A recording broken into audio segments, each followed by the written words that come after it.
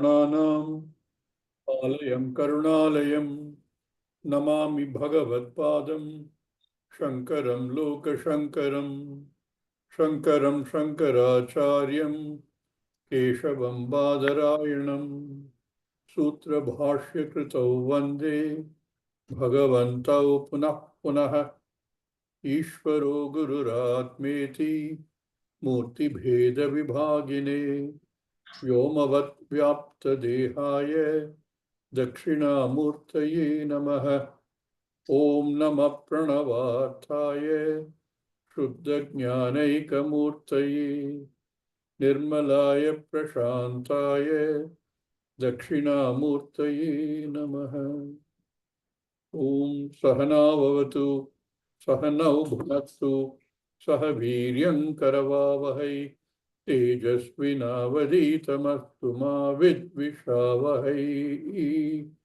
Om Shanti Shanti Shanti.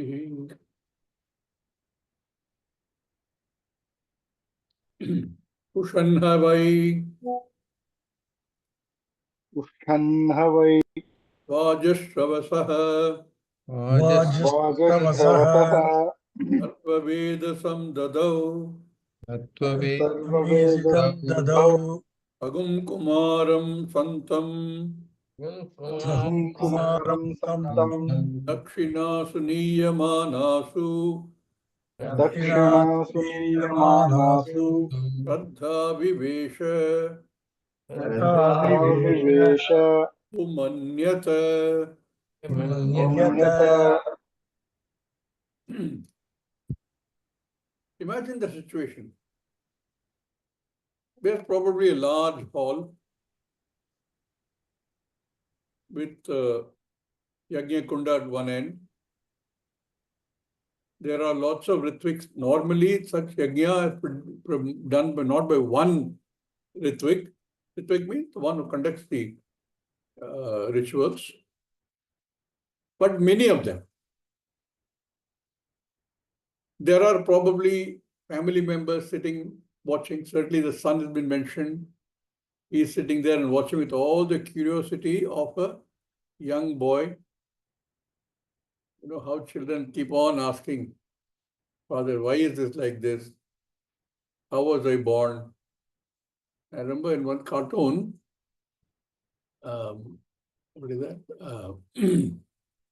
The small cartoon with a tiger as a Calvin and Hobbes. The child, 6-year-old, comes and asks the father, how was I born? And father says, I bought you at a discount store basement. Children are curious. They want to know. So he's probably sitting there watching all the proceeding, all the rituals, seeing what is happening. There are probably others. They are not mentioned in the Upanishad itself. There must be a wife. There must be maybe other people who are also sitting there. And in the large hall, there are probably also a whole lot of invited brahmanas who are also come there for the ritual. It's a very major ritual. And as you know, in the first verse itself, it said, Sarva Vedasam Dadau. He was giving away all his wealth.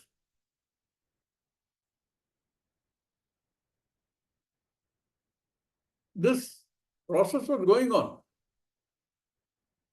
You know, the mantras were still being chanted.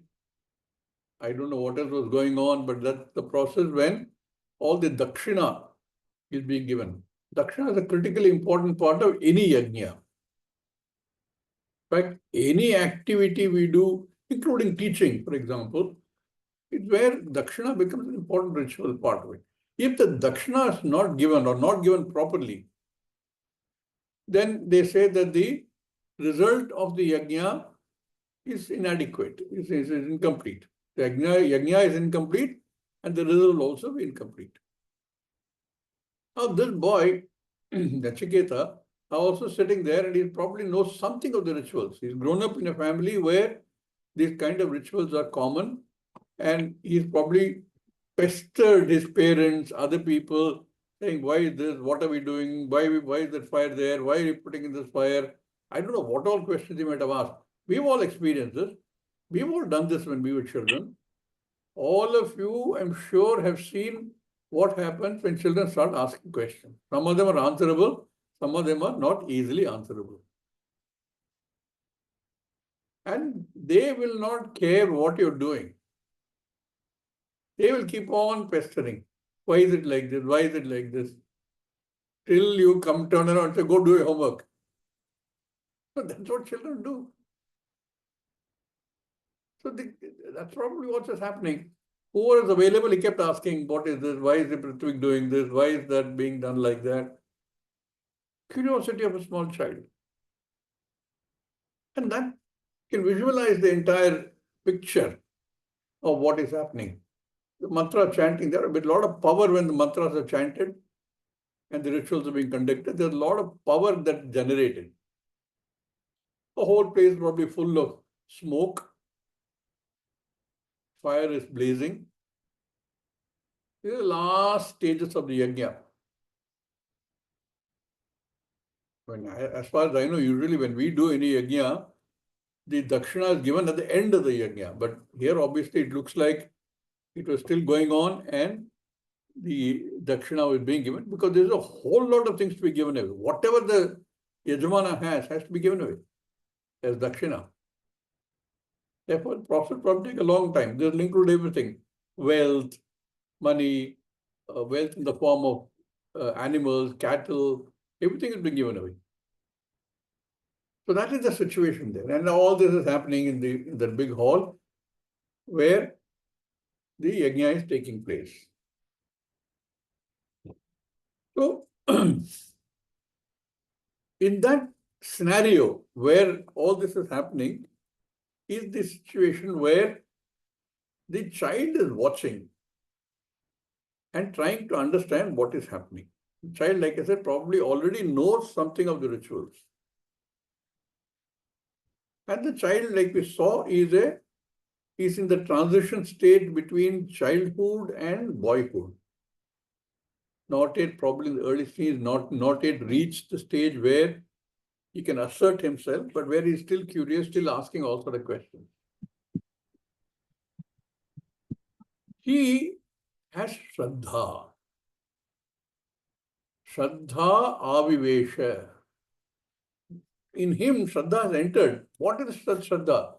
He knows this much, that Vedas are correct. Now, a child is not like a grown-up person who has already formulated a lot of ideas in his own head. He's still learning, he's still wanting to know. And he has absolute Shraddha in the Shastra, in the Vedas. Not only does he have Shraddha in the Shastra, he also knows that this particular yajna is being done by his father for a certain result. Everything is done for a result. Particularly in the Karma Kanda, there are ways and means to ends. Every ritual that is prescribed is for an end. This is also for some end. We saw right in the very first where Rushan, wanting to achieve certain end, is being done. Otherwise, why would he do a yajna of any kind? So that he knows that there is some result. He may or may not know exactly what the result is expected, but he knows there is some result that his father is looking for, and therefore is doing the yajna. So he's watching, saying, is everything going? He has some idea like of the rituals. He also knows that these dakshina that is to be given is very clearly has to be done, has been specified in the Shastra how and what should be given. In this case, everything should be given. So, Shankaracharya, when he does the Bashyam, he says, first he talks about the child, aprapta prajana shaktim balameva, shraddha astikya buddhi. He has shraddha in the pramana, which is Veda. Astikya buddhi, commonly we say astikya meaning Ishvara Asti. I believe in Ishvara.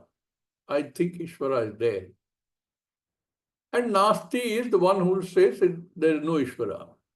But in this context, and we should really be looking at Astikya Buddhi as the one who accepts Veda as a pramana. Therefore, the Veda says, do this for the result. It is correct. Prove it. How will you prove it?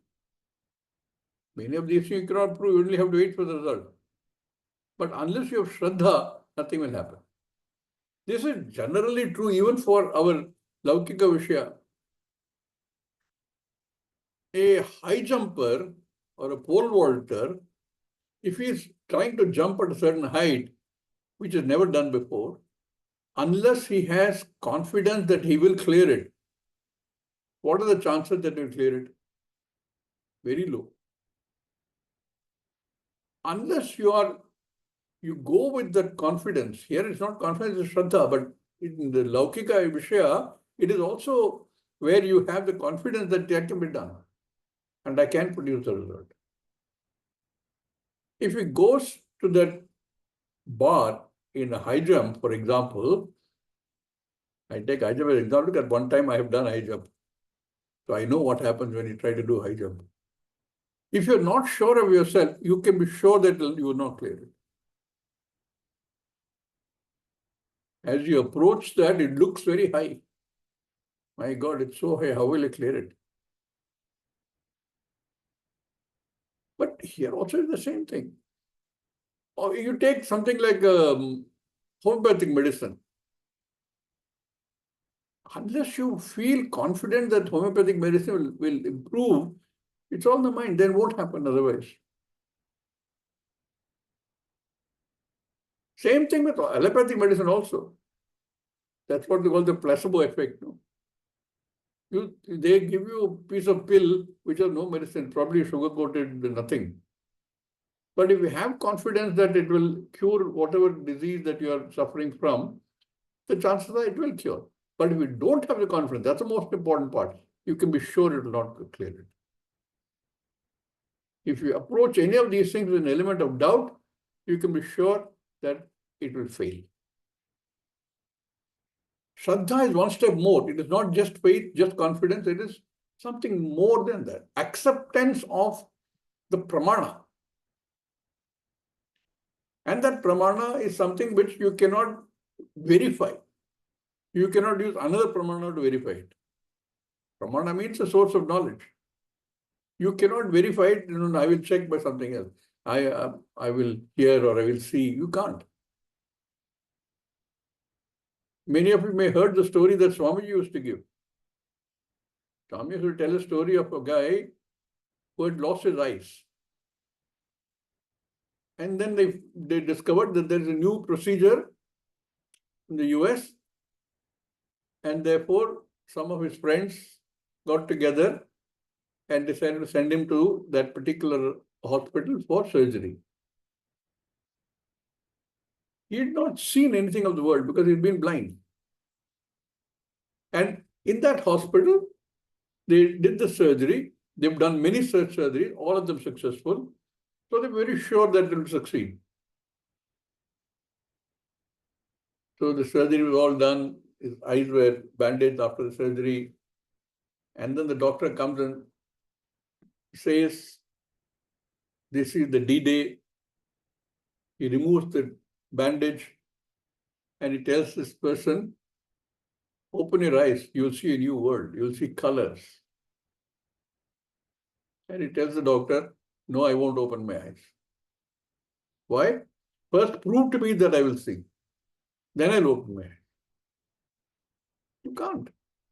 You have to open your eyes and see the world. That is a certain level of Shraddha. Here it is, like I said, not just faith, it is that absolute confidence that it is the pramana, it is the source of knowledge, it has to be right. Even if it looks contrary to everything else that I have seen or known. So this child has that confidence. He knows something of the rituals.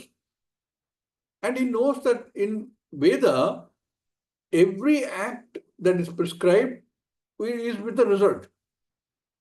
And the result will come about if you do that correctly with Shraddha.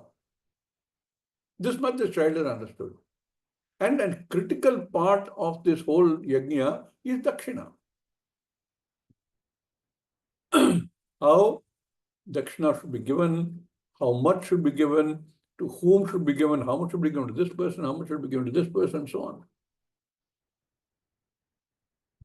So the child has that much awareness. So one part of the Shraddha is astikya buddhi. That astikya buddhi is that my father is doing this yajna and he is expecting this result. And he is doing it correctly. He's got the best of the Ritviks with him and he's doing it correctly. This background is important for what happens later. Not only that, Pituhu hitakama prayukta. Shraddha, because he wants the father to gain the result that he is wanting to gain. Every child has a certain duty to do towards the father, towards the parent generally. And here in this case, this child is very clear that this ritual must produce the desired result for the father, the one who is the Yajamana. It's a huge thing. He's giving away all his wealth. And if it doesn't produce the result that he's looking for, he'll be a loser. All his wealth will be gone. Like Arjuna's doubt in the Bhagavad Gita, he'll be Ubhayabhrashta. So he wants Pituhu hitakama prayukta. He wants that should happen. That kind of Shraddha, Avivesha, is entered into him. He's watching all the rituals. Avivesha, Shankaracharya says, Prabhishtati, yeah? Prabhishtabati, entered. He had that kind of Shraddha. He's therefore watching very curiously and very carefully all that is happening. So for the help of his father, for the benefit of his father, he is watching all this with Shraddha. When is he watching this? Kasmin kale. Kasmin kale. Ityaha. Shankaracharya adds all this. See, all this is like reading between the lines. You will not see all this in the Moolam itself. So, Kasmin kale. Ityaha. Ritbhigbhyaha. All the Panditas sitting there and conducting the Homa. Sadasyebhyascha. And all the other Sadasyas sitting in the hall. They invited guests, invited Brahmanas, maybe uninvited people also, I don't know. Now because this yajna is so elaborate, so critical for the Yajamana, they have probably already decided who will get what in terms of dakshina. They know what wealth they have in terms of money, in terms of land, in terms of property, in terms of cattle, in terms of goat, in terms of, they're all considered wealth, no? Lomasham pasabishtaha swaha. Lomasham pashabhi. Pashabhi, all kind of cattle. So all of these were given away. Somebody, along with the Yajamana, sat and made a whole list who should get what. 50 heads of cattle to this week. 20 heads of cattle to this week. All the gold that we have to this Pandita, whatever. They've completely made a complete assessment, complete list of what dakshina goes to whom, as per the Veda. In doing this yajna, like I said, there are many Ritviks and many Brahmanas who have been invited. All of them need to be given dakshina, comprising of the entire wealth of the Yajamana. So he says, Katmin kale tyaha Ritvibhyaha Sadasyebhyascha Dakshinasu Niyamanasu. When in our visualization, we've seen that whole thing is happening and dakshina is being brought. Gold plates, silver things, land property titles, other property titles, and cattle. So it has to be large enough for somebody to bringing all that and giving it to the Ritviks.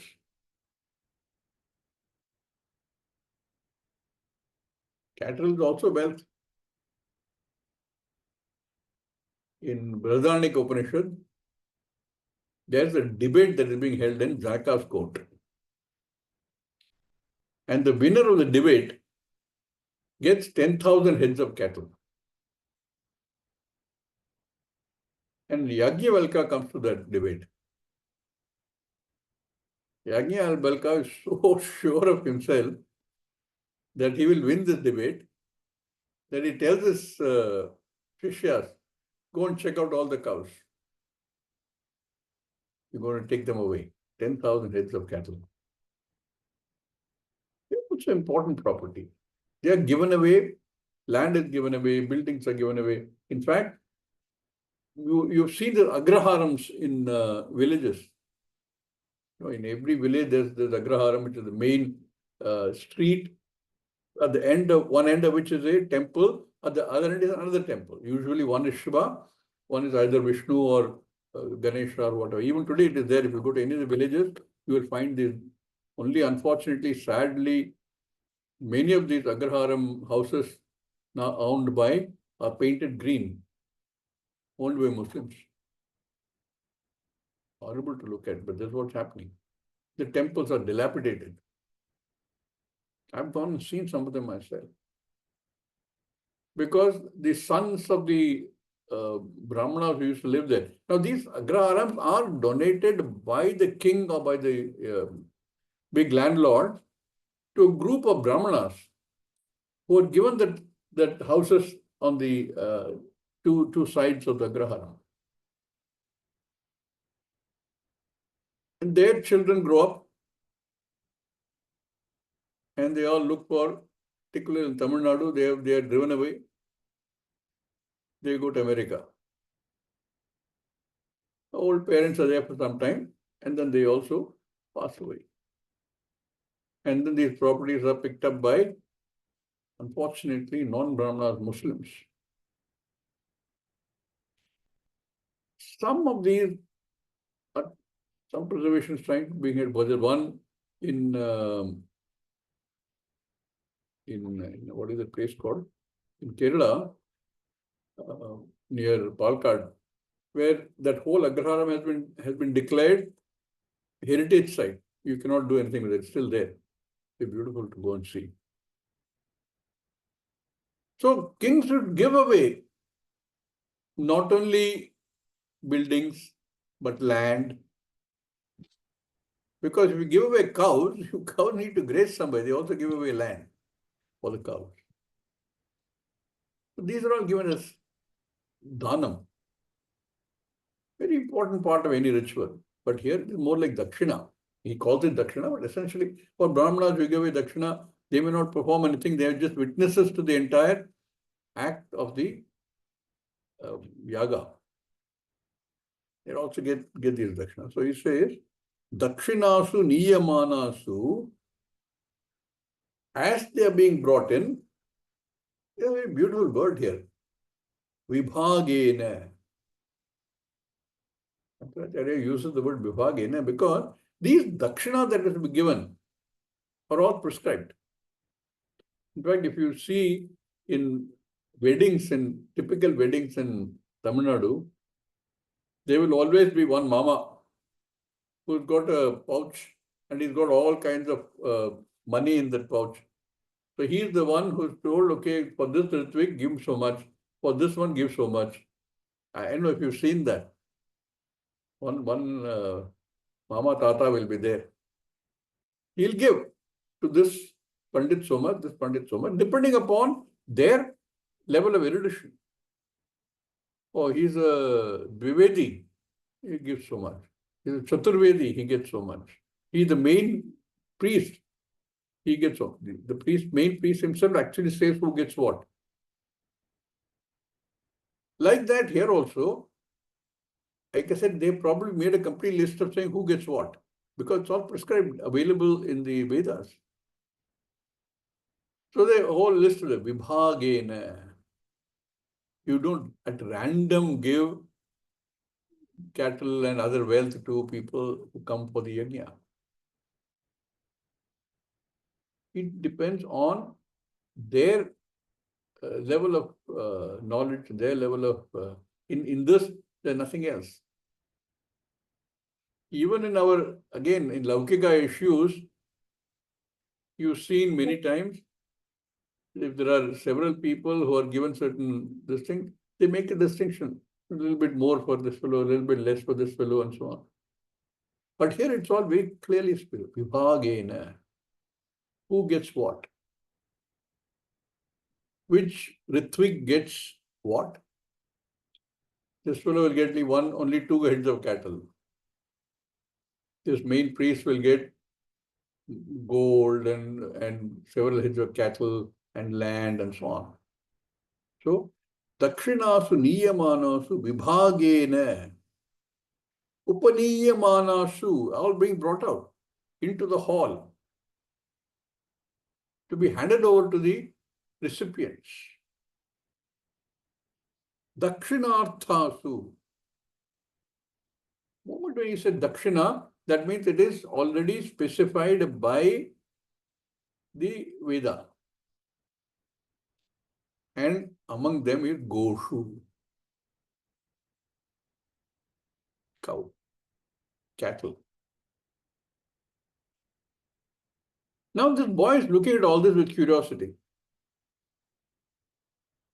Avishta Shraddha. Avishta Shraddha. Saying, okay, be given what? And they must obviously be valuable. You can't say, I will give old torn clothes as Dakshina. There have to be a value to the recipient. So Dakshina is being given of some value to the recipient. So Avishta Shraddha. That child boy, if you want, is watching all this with great Shraddha, both in the Shastra and what it says people should get, and why it should be given, what is then that it should be of value and purpose to the recipient. Otherwise, the benefit that the father is looking for, he may not get. So, Avishta Shraddha Nachiketa,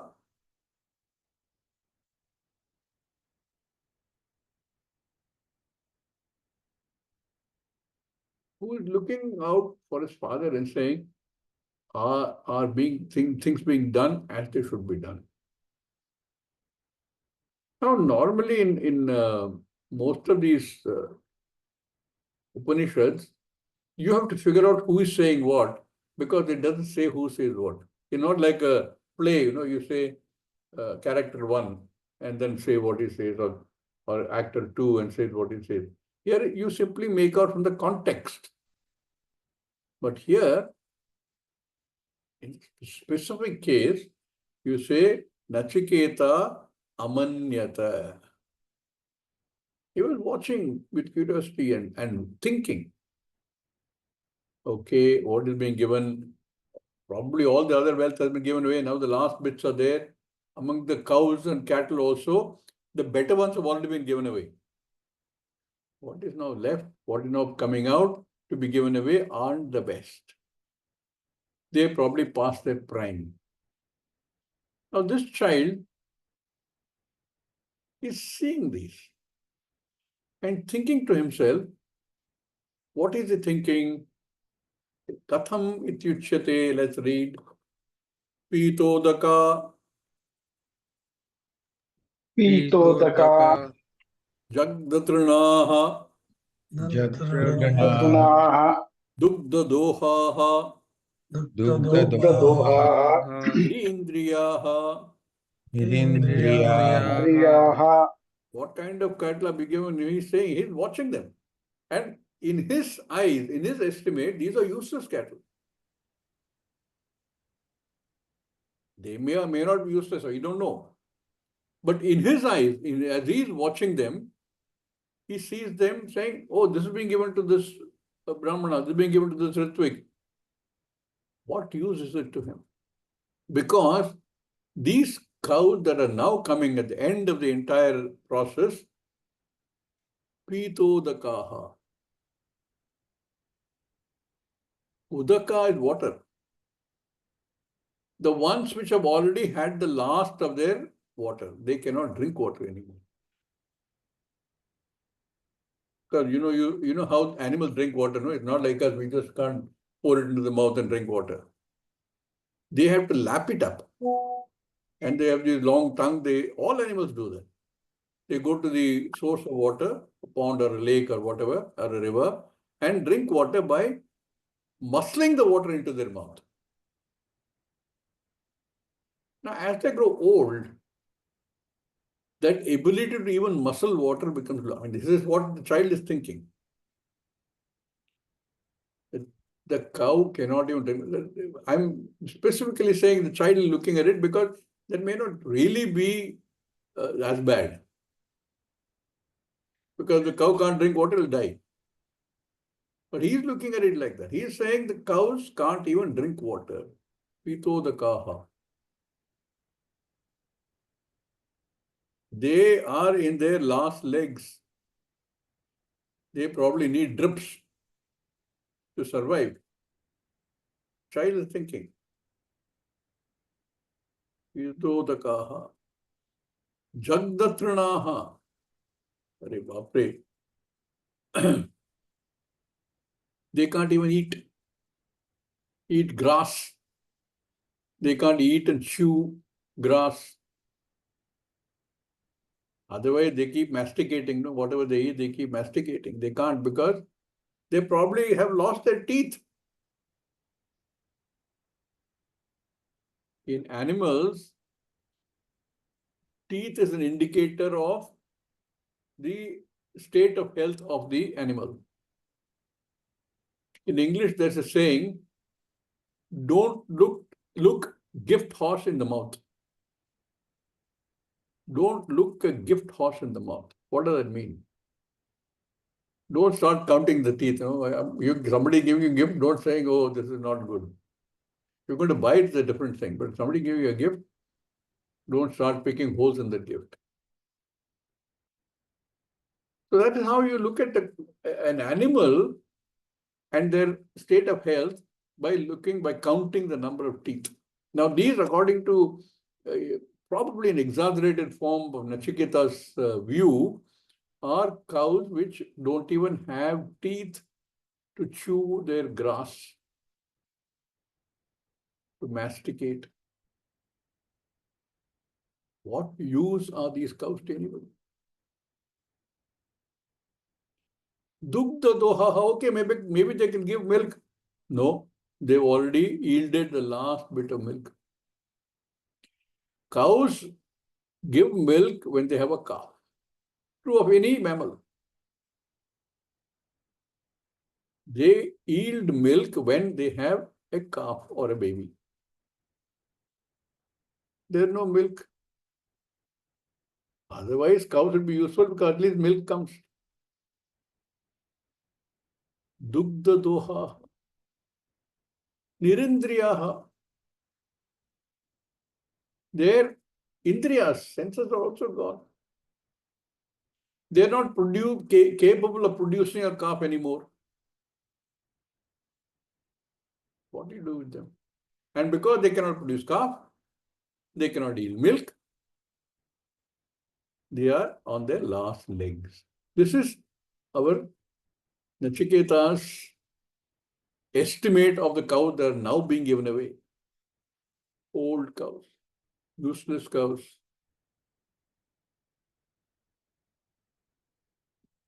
What? He goes on to examine this.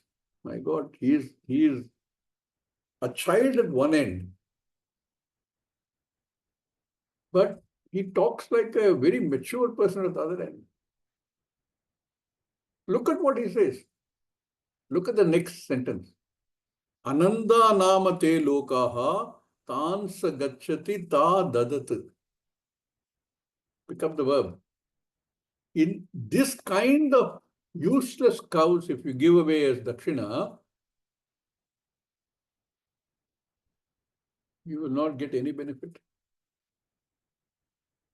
Dhanam is considered a very big thing in our system.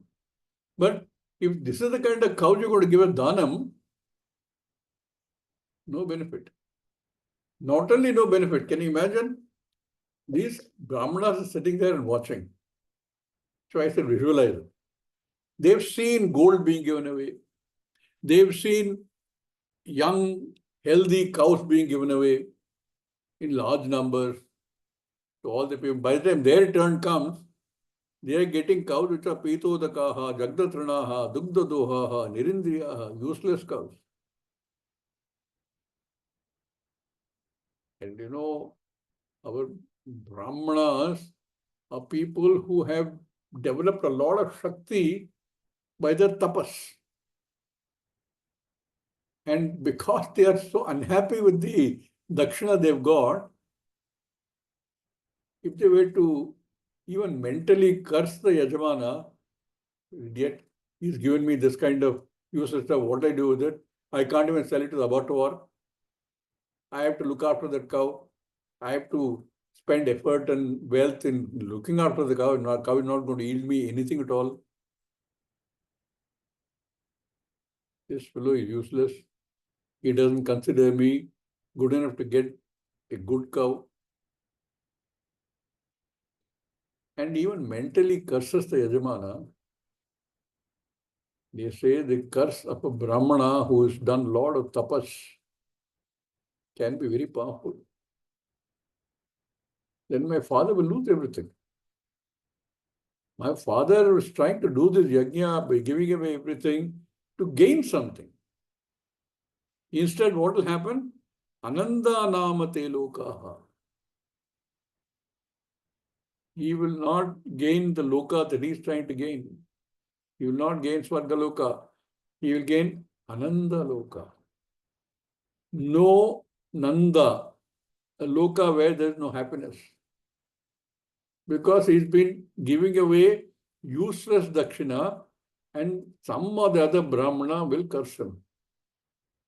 Ananda namate lokaha tansa gacchati ta dadati. He who gives this kind of useless dakshina will go to Ananda Loka. We've seen in another Upanishad also, no? Asudya namate lokaha. Who? The ones who self-destruct, atmaha, because they don't recognize that they've taken a human form where there's a potential possibility of moksha and don't study the Vedas. Such people, Ishasha Upanishad says, will go to Asurya namate loka. A loka which is full of darkness only. Further ignorant. Everybody is ignorant there. So this is what maybe he's also seen or heard that Upanishad. So he says, if you do things like this, my father will go to Ananda Nama Loka. He who gives this kind of dakshina, useless dakshina, and perhaps receives mental curses from some of the brahmanas, will not go to any good place. Bashyam. If you do unread, pitodakaha, jagdatranaha, dugdadohaha, nirindriyaha, ta dadat, who he gives, ta ye lokaha anandaha, te iti sthane ye iti patitavyam. Tan gacchati, they go there. So how does Shankaracharya explain this? Bhashya. Pitodakaha ityadinaha dakshinarthaha gavaha visheshyante. विशेष्यन्ते These dakshinas, which are pitodakaha ityadina, those which are useless cows. What is pitodakaha? He says, pitodakaha, pitodakaha, pitam udakam yabihi, Pitam pitodakaha, Pito those cows which have finished drinking water, which cannot drink water anymore. Pitodakaha means pitam udakam yabihi, who have done with drinking water. Taha pitodakaha. This is how you will find the Bashyam many places it explains the word. The next word is jagdatranaha. Jagdatranaha. Jagdam bakshitam. Jagdam means bakshitam. Who have eaten. Jagdam bakshitam. Trinam yabihi. Those who have eaten the grass, that means they can't eat anymore. Their eating days are over. No teeth. Jagdam bakshitam trinam yabihi taha jagdatranaha. They are called jagdatranaha. Then dugdha dohaha. Dugdha dohaha Shirakhyah Yasam Ma Dugdha Dohaha. Those from whom milk Shira has been already taken. There is no more milk available. What do you do with those cows? You have to look after them. Cows not going to look after you anymore. Cows not going to give you anything anymore. Dugdha dohaha, dugdha doha, shirakhyaha yasam ta dugdha dohaha. And they use another word. Look at those harsh words. Nirindriyaha, prajana samarthaha, jirnaha, nishpalaha, palaha gavaha, yarthaha. They are nirindriyaha. Their ability to control their own senses is gone. Aprajana samartha. Those who cannot conceive a calf. Aprajana samarthaha. That means jirnaha. They are old and gone. Jirnayat. They are no more of any value to anybody. Jirnaha. Nishpalaha. Useless. There is no value to these cows. Nishpalaha gavaha. These kind of cows. Yaha taha evam bhutaha gaha chitbhigbhyah dakshina buddhya Dakshina Dadat. Dadat. Beginning of dadat is given as prayachan. Prayachan Anandaha. Anandaha Ananandaha. Ananda's meaning is ananandaha, where there is no ananda. Ananda means the same thing. In fact, some people call their child Ananda, Anandita. Not a very good way. Anandita is opposite. Ananda is, there is no Nanda. Anananda is explained. Anananda. Asukhaha. Asukhaha Nama. Nama. Namana ityetat. Ityetat. So, these yaha taha evam bhutaha gaha ritbhigyaha dakshina buddhya dadat. You give, who have given this kind of dakshina, as dakshina to ritbhigyaha, who have given this kind of dakshina, which is useless, then they go to Ananda Loka.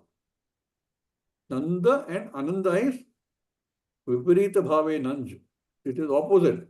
Nand is happiness. Ananda is where there is no happiness. Explain. Ananandaha, Asukaha, and the Mari lokas, they will enter. Ye te lokaha,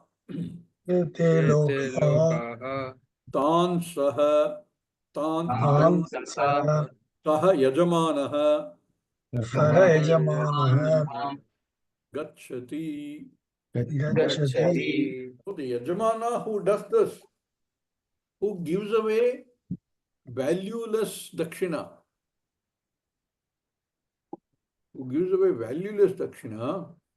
like giving a bottle of shampoo to a bald man,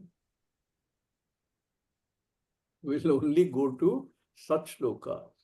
Now here, who is the Yajamana? His own father,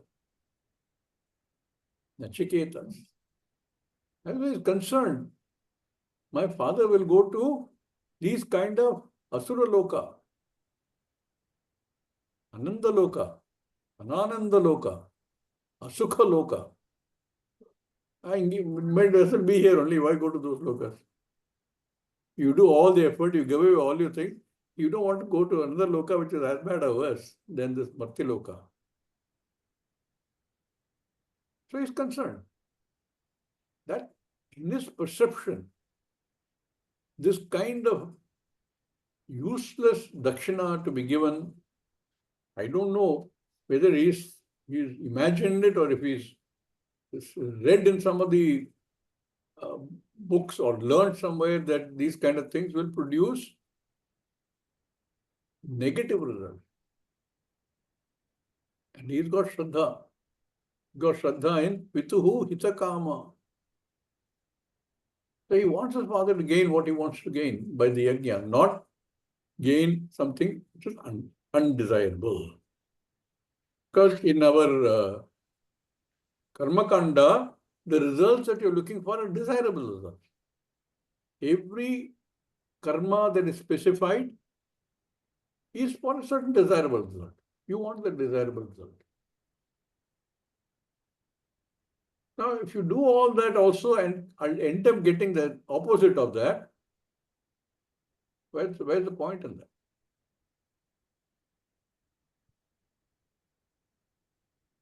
The child is thinking, father is giving away all these useless things. Why doesn't he give me away? I am also his possession. I am also his property. Again, remember, look at the child. Look at that. On the one hand, childish. He doesn't understand many things. But he is imagining, I am also my father's property. At least it gives me away, I will be useful to some of the Ritviks. At least that way, my father will get positive results. Because he's giving away something useful. So his thinking extends to a situation where he says, my father has to gain benefit from this yajna. How can I help? What can I do? He's given away all these cows. Whatever is going to happen is going to happen. But can I offer myself? Can I be something which my father can give away to one of the Ritvik? I'll be useful. He does a lot of soliloquy here. Looks at himself and saying, in what way can I be useful? So we'll read this verse. Sahovacha pitaram Sahovacha pitaram ata kasmai mam dasyasiti tasmai mam Dasyasiti dvitiyam tritiyam tagum hovacha Dvitiyam Tamhovacha vrittave tva dadamiti. Mrityave Tva Mrityave Dadami. Very interesting. Sanskrit language generally and in these Upanishads, it doesn't say so-and-so said this. In this one verse, there are two people talking. Unlike in the Bhagavad Gita, where you already have, Arjuna Uvacha, Sri Bhagavan Uvacha. Here you have to figure out who is saying it. This child, having thought all this, having considered all this, the child says, here of course it says, Saha hovacha, he uvacha, hovacha. What does it say? To whom? To Pitaram, to his father. Tata is tata. Kasmai mam dasyasiti. Who are you going to give me to? I can be useful. I am also a prized possession. Who are you going to give me to? Keeps on asking. We will look at what he does. And you can, I'm sure, imagine how all of us have gone through a child pestering us to know something. And then the last line says, Mrityavetva dadami iti. Dadami iti. I give you to the Lord of Mrityu. It can't be the same person saying this. He's asking, who are you going to give me to? So obviously the father is saying, Mrityavetva dadami. I will, in English it sounds very crude. He's saying, go to hell. But it's not what he's saying. He's saying, go to Lord Mrityu. I will give you to Lord Mrityu.